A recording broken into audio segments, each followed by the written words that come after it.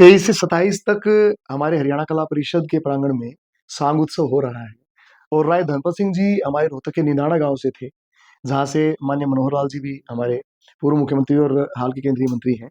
उसी गांव से राय धनपत सिंह जी ने जन्म लिया और पूरे देश और दुनिया में सांगों की एक बिल्कुल ही अविरल धारा का जो प्रभाव उन्होंने किया, ये निश्चित ही हमारे लिए बहुत गौरव का विषय है।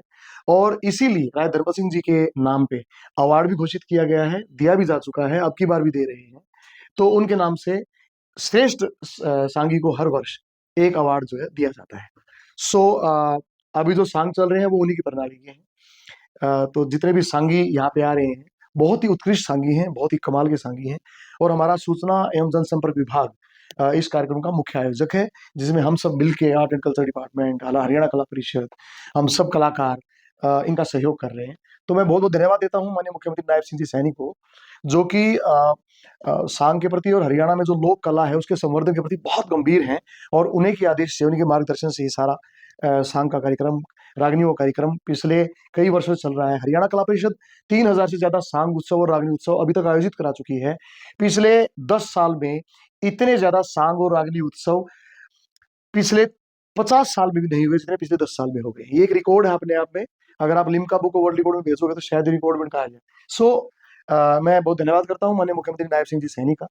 और इसके साथ साथ जो हमारे सूचना एवं जनसंपर्क विभाग के हमारे उच्चाधिकारी हैं, अमित अग्रवाल जी, हमारे पांडुरंग जी, के एम पांडुरंग जी जो डीपीआर हैं, हमारे डीजीपीआर हैं, और हमारे विवेक कालिया जी जो हमारे एडिशनल डायरेक्टर हैं। और हम सबके जो सर्वे सर्वा माननीय मुख्यमंत्री जी के बाद हमारे उच्चाधिकारी के बीच की कड़ी हैं, हमारे सीपीएस सर आर के खुल्लर जी, जिनके पास ये सारा कल्चर का भी डिपार्टमेंट है, पब्लिक रिलेशन उनके पास है। तो उन सबका ये प्रयास है कि पूरे हरियाणा के कोने कोने में, गांव गांव में, गली गली में, शहर शहर में लोक कला को बच्चे जाने, समझें। और सोशल मीडिया से थोड़ा सा दूरी बना के और जो लाइव संगीत है उससे जुड़े। ये एक मेडिटेशन है। आप कभी सांग को देखिएगा, सांग में कॉमेडी करने वाला जिसे नकली बोलते हैं, जो सबसे मेन कैरेक्टर करता है उसको बेड़ेबंद बोलते हैं, जो बांदी का या रानी का या भगतनी का रोल करते हैं उनको बड़ा रेखाना बोलते हैं, जो छोटा उनके बाद सेकंड कैरेक्टर होता है उसे छोटा रेखाना बोलते हैं, साजिंदे होते हैं, एक पूरा पूरा समावेश होता है। तो हमारे हरियाणा का जो नाटक विधा है वो है सांग। और ये हरियाणा का नाटक विधा इतनी फेमस है कि जब आज से लगभग 1300-1400 साल पहले फाहियान जब यहाँ पे आया था भारत में, तो वो बिल्कुल नजदीक से होके गया था, तब भी यहाँ पे सांग होते थे। तब भी यहाँ पे उन सांगों का स्वरूप दूसरा था। उन्हें नौटंकी कह देते थे, उस टाइम पे तमाशा कह देते थे। तो इस तरह से ये हमारी जो लोक विधा है ये आज तक भी जीवित है। तो बात करें रागनी या सा, देखिए, छोटी लकीर के सामने बड़ी लकीर खींच देना ही उसको कम करना है। अगर आप बीमार हैं, आपको व्याधि है, और डॉक्टर जो है वो आपको इंजेक्शन से एक ऐसी दवाई चढ़ा देते हैं जो उस व्याधि के ऊपर कंट्रोल कर दे, तो फिर आपकी व्याधि दूर हो जाती है। ऐसे ही हमने सांग कला को, रागनी कला को और लोक कला को उसके संवर्धन के लिए और उसके प्रोत्साहन के लिए पूरा एड़ी चोटी का जोर लगा रखा है हमारी सरकार ने। जब ये कला लोगों के मन में अंदर बसेगी तो अपने आप से जो दूसरी चीजें हैं वो बाहर निकल जाएंगी। तो अगर सब क्या कहेंगे, पहले सांग बहुत सारे कार्यक्रम होते थे लेकिन अब सिर्फ सरकार के द्वारा कराए जाते जी। हैं, अब पर्सनल तौर पर बहुत कम दिखाई देती है। अगर आप गांव की तरफ निकलेंगे तो लगभग हर गौशाला में उनके अपने प्राइवेट सांग चल रहे हैं। ग्राम सरपंच भी कई बार कराते हैं। कई बार कोई कंस्ट्रक्शन हो रहा है मंदिर का, अभी ग्वाली समय मंदिर बन रहा था, वो लोग मेरे पास आए, उन्होंने कहा जी हमने एक मंदिर अपने गांव वालों के पैसे इकट्ठे करके और सांग करा दिए, रागनियां करा दी, और उन पे जो दान आया उससे हमने मंदिर खड़ा कर दिया। अब हम दूसरा मंदिर बना रहे हैं, तो आप भी हमारा सहयोग करो। हमने उन्हें 3 दिन का रागनी प्रतियोगिता दे दिया, रागनियां दे दी। एक दिन विकास पासोरिया जी थे, एक दिन रमेश कलाउड़िया जी थे, नरेंद्र जी थे। तो मैं वहां गया तो मैंने देखा कि उस मंदिर के लिए मेरे बैठे बैठे 40 लाख रुपए चंदा आ गया।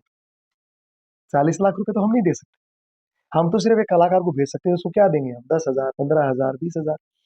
लेकिन वो गा रहा है और वो कहता है कि जीव अमानत उस ईश्वर की दे दे मत मुट्ठी बीच है, एक दिन सब नजराना होगा, कोई अगर कोई पीछे। जब कलाकार अपनी तरफ से, अपने दिल से, अपने संगीत की चाशनी में लपेट के लोगों को दुआएं प्रेषित करता है या उन्हें उन्हें सजग करता है कि दान दो, तो सारी दुनिया दिल खोल के दान देती है। और सांगियों का हमारे हरियाणा के इतिहास में सबसे बड़ा यही योगदान है। उन्होंने कुएं, बावड़ियां, धर्मशालाएं, गौशालाएं, इतना निर्माण जो स्कूलों का, हमारे सांगियों ने पैसा इकट्ठा कर करके अपने पास नहीं लेके, वो चमोला बोलते थे, इस नगर खेड़े के बीच, और पूरा चमोला बोलते थे, जो दान देता था उसका, उसकी जय जयकार करते थे, वो जो पैसे देता था वो सारा गांव देता था। इस प्रकार के मुझसे कहीं न कहीं नए कलाकारों को मौका मिल सकता है। नए कलाकार अभी-अभी दिनौदा गाँव में हमारी बेटियों ने सांग किया है। मेरे ख्याल से एक लड़की 14 साल की है, एक 15 की है, एक 17 की है, कोई 18 की है। ये हमारी बेटियाँ सांग के क्षेत्र में उतर गई हैं। अब हरियाणा कला परिषद भी उन बेटियों के सांग करवा रहे हैं। इतना बढ़िया सांग उन बच्चियों ने किया है। हरियाणा में जब आप एक हफ्ते का हरियाणा डे सेलिब्रेशन देखते हो कुरुक्षेत्र यूनिवर्सिटी में, जिसका अभी नाम कुछ और हो गया है मेरे ख्याल से। हम तो उसे हरियाणा डे सेलिब्रेशन पहले बोलते थे। अब रत्नावली उसका नाम हो गया है। वहाँ भी कितना बढ़िया बच्चे सांग प्रस्तुत करते हैं। सांग का पूरा कॉम्पिटिशन है। और इसके अलावा अ, हमारे प्रदीप हैं, दनपत राय जी के पोते हैं, वो हमारे युवा साथी हैं।